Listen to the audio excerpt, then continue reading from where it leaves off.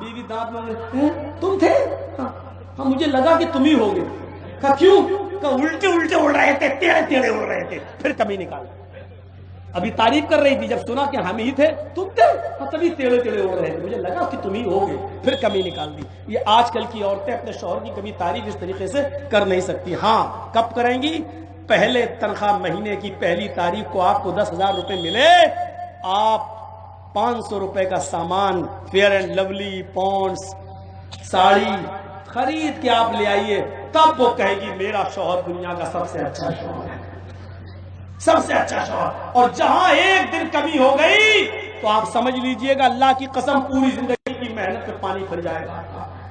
क्या किया तुमने अभी तक? जब से तुम्हारे घर पे आई, मेरी सहेलियां देख लो शादी में कैसे कैसे जाती हैं, हमारे पास नहीं। अरे अल्लाह की बंदी, तू शादियों में कपड़े दिखाने के लिए जा रही है? नया कपड़ा तो अपने शौहर के सामने पहन, शौहर के सामने पहन रही। शादी में मैंने कई मरतबा जलसों में कहा, शादियों में जाती है तो घर में रहेंगी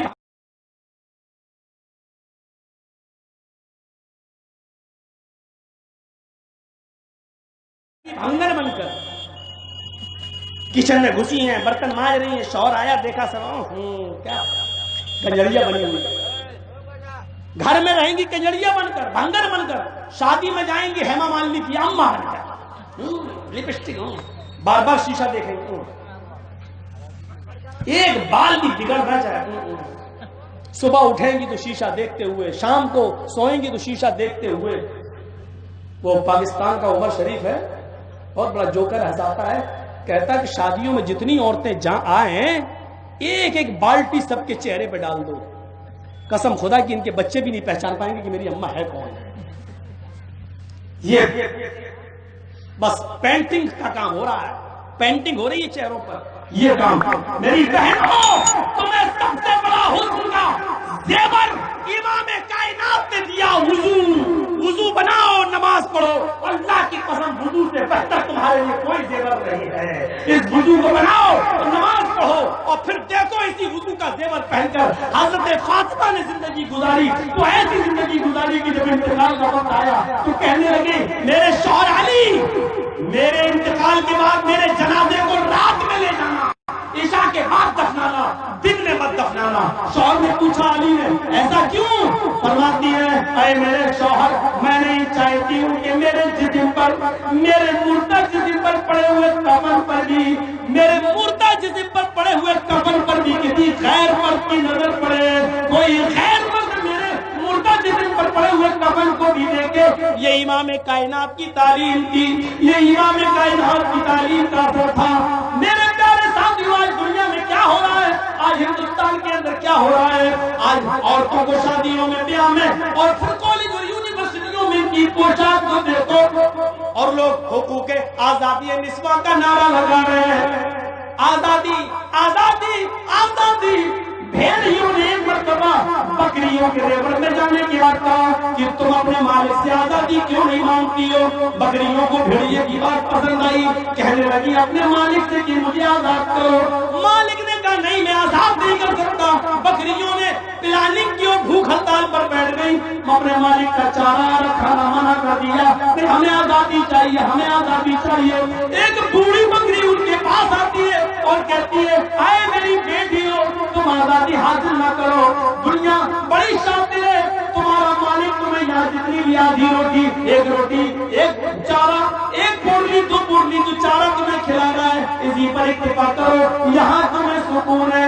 बकरियां बोली, अम्मा तुम तो बुढ़ी हो चुकी हो, तुमने तो अपनी जिंदगी जी ली है, अब हमें अपनी जिंदगी जीने दो। उन्होंने मालिक के खिलाफ बगावत बुलंद कर दी और सारी बकरियों ने आपस में तय कर लिया कि हम चारा नहीं खाएंगे, हम रोटी नहीं खाएंगे।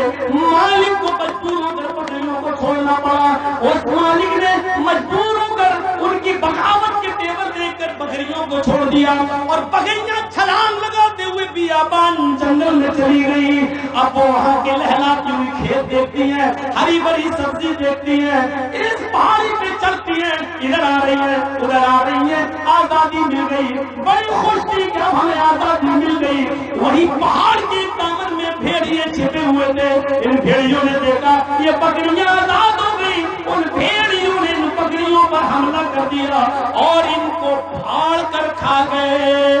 آزادی چاہ رہی تھی، آزادی ملی، بھیڑیوں نے بکریوں کو کھایا تاکہ تم اپنے اپنا حق لو، آزادی حاصل کرو، اور یہی بھیڑیے کھا گئے ہیں۔ میرے بھائیوں میرا اشارہ سمجھ گئے ہوں گے، میڈیا والوں نوٹ کرو اور دو اور شائع کرو اور میرے اشارے کو پبلک کے درمیان پھیلاؤ۔